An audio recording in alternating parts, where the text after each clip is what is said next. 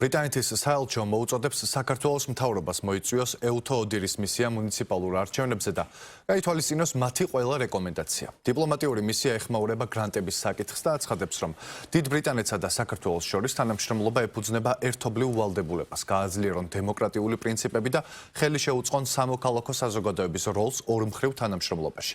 ეს ვალდებულება ასახულია 2019 წელს ორივე მთავრობის მიერ ხელმოწერილ სტრატეგიული პარტნიორობის შეთანხმებაში.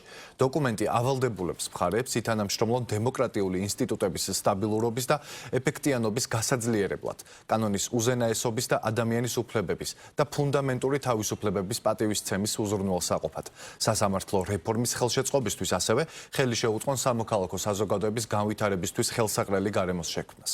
სწორედ ამის საფუძველზე დიდი ბრიტანეთი მრავალი წელია მხარს უჭერს სამოქალაქო საზოგადოებას საქართველოში, მათ შორის ამომრჩეველთა საგანმანათლებლო აქტივობებს, აფინანსებს ადგილობრივ საარჩევნო სადამკვირვებლო ჯგუფებს, რომლებიც მუშაობენ საერთაშორისო სტანდარტების შესაბამისად. ჩვენ კატეგორიულად არ ვეთანხმებით ამ საქმიანობის აღწერას როგორც პროპაგანდის და ექსტრემიზმის დაფინანსებას. ეს არ შეესაბამება სიმართლეს, ნათქვამია ბრიტანეთის საელჩოს განცხადებაში. რაც შეეხება თანამშრომლობას საქართველოსა და დიდ ბრიტანეთს შორის, რა თქმა უნდა, ჩვენ ვართ აბსოლუტურად ღია ამისათვის, თუმცა ძალიან მნიშვნელოვანია, რომ თანამშრომლობა ეფუძნებოდეს კონკრეტულ პრინციპებს.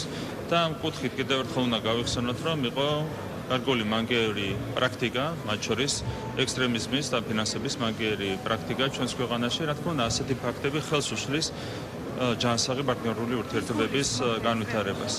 თქვენ იცით, იყო ბოლო პერიოდშიც იმის მცდელობა, რომ რამდენიმე ორგანიზაცია დაფინანსებული იყო, ეს არის რადიკალურ ოპოზიციასთან პირდაპირ დაკავშირებული ორგანიზაციები. სხვადასხვა ქვეყანაში არის გამონაკლისი შემთხვევები, როდესაც თვითმმართველობის არჩევნებზეც იწვევენ ეუთო ოდირს, თუმცა ეს არის მხოლოდ გამონაკლისი. შესაბამისად, ჩვენ ვფიქრობთ, რომ ამ შემთხვევაში ზედმეტი იქნება ეუთო ოდირის დატვირთვა ჩვენი თვითმმართველობის არჩევნებით.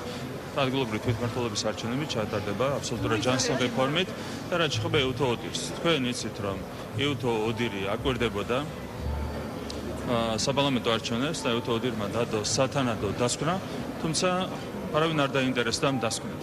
და დღეს იგივე ადამიანები, რომლებმაც საერთოდ სრული იგნორირება გაუკეთეს ეუთო ოდირის დასკვნას, გთხოვენ ჩვენ ეუთო ოდირის მოწვევას. ცოტა უცნაური არის ბრიტანეთის საელჩოს ეს ბოლო განცხადებების რაღაცა სერია, რომელსაც ვისმენთ.